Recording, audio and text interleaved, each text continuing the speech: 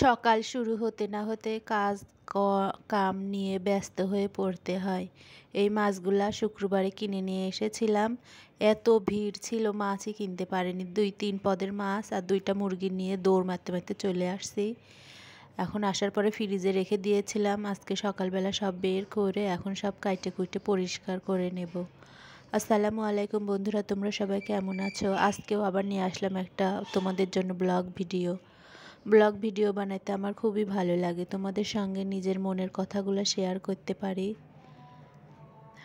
এই যে আমার হাজব্যান্ড আবার ব্রয়লারও খায় না, তেলাপিয়া মাছও খায় না। তবে আমার খুব তেলাপিয়া মাছ খেতে মন চাচ্ছিল জন্য একটা মাছ কিনে নিছি। 1/2 কেজির একটু বেশি ওজন হয়েছে।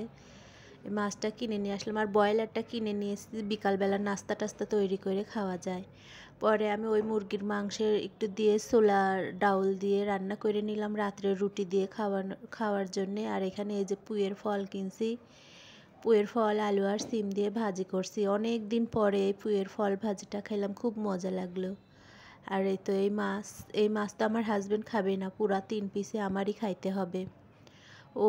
ওর জন্য অপশন আছে, ওইটা ছোলার ডাউল দিয়ে মুরগির মাংস, ওইটা হয়তো খেতে পারে।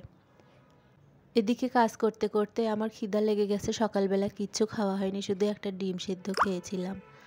এর মধ্যে আমি কয়টা ভাত বেঁচেছিল সেগুলো ভাতের মধ্যে দিয়ে কয়টা ভাত আবার পান্তা করে খেয়ে নিলাম। খেয়ে আবার এখানে এই যে মাছটা রান্না করতেছি কফি, সিম আর আলু দিয়ে। অনেকেই তেলাপিয়া মাছ খেতে চায় না, কিন্তু আমার কাছে তো ভালোই লাগে। পরে তো দুপুরবেলা দুইজনে একসঙ্গে ভাত খেতে বসেছি। আগের দিনের একটু শোল মাছ রান্নাও ছিল, সেটাও আবার আমি নিয়ে নিছি। এখন এই তো মাছের মাথাটা দিয়ে আমি খেয়ে নিলাম। আর এই তো ছোলার ডাউল দিয়ে আমার হাজব্যান্ড আর পুঁইয়ের শাক ভাজি দিয়ে খেয়ে অফিসে চলে গেল। 3 পিস শোল মাছই রান্না করেছিলাম, তার মধ্যে আবার 1 পিস বেঁচে আছে। আমাদের এই তো এই অবস্থা, শুধু দুপুরে মাছ খাই তো অন্য টাইমে আর খাওয়া হয় না। সেজন্য আজকে দুপুরবেলা আবার এই বাসি তরকারি জাল দিয়ে খেয়ে নিচ্ছি। এদিকে খাওয়া দাওয়া শেষ করে একটু ঘুম আসছিলাম, রেস্ট নিয়ে বিকালে উঠে এখন কি খাবো, মুড়ি আর চানাচুর একসঙ্গে করে নিয়ে যে এইভাবে শুকনা শুকনা খাচ্ছি। মাখায় নিজে তৈরি করে নিয়ে কিছুই খেতে মন চাচ্ছে না। সারাদিন কাজ করে শরীরটা খুবই ক্লান্ত। এদিকে বিকালবেলা আবার একটু ছাদে চলে গিয়েছিলাম কাপড় চোপড়গুলো নিয়ে আসার জন্যে। ছাদে আমি আবার কয়টা গাছ লাগাইছি। ছাদে হচ্ছে বিলাতি ধনের পাতা লেবু গাছের গোড়ায় লাগাই দিছি, আর পোলাওয়ের পাতা।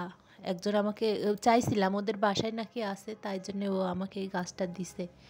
তো এই তো গাছ লাগাইতে ভালো লাগে, সে আমার বাড়ি হোক আর ভাড়া বাড়ি হোক, যেখানে ইচ্ছা সেখানেই লাগাই। বাড়িওয়ালাটা অবশ্য কিছুই বলে না, বলে যে তুমি লাগাইও, সমস্যা নাই। বন্ধুরা, আমার ভিডিওগুলো তোমাদের ভালো লাগলে অবশ্যই তোমরা আমাকে উৎসাহ জাগাবে। অনেক কষ্ট হয় ব্লগ ভিডিওগুলো বানাইতে।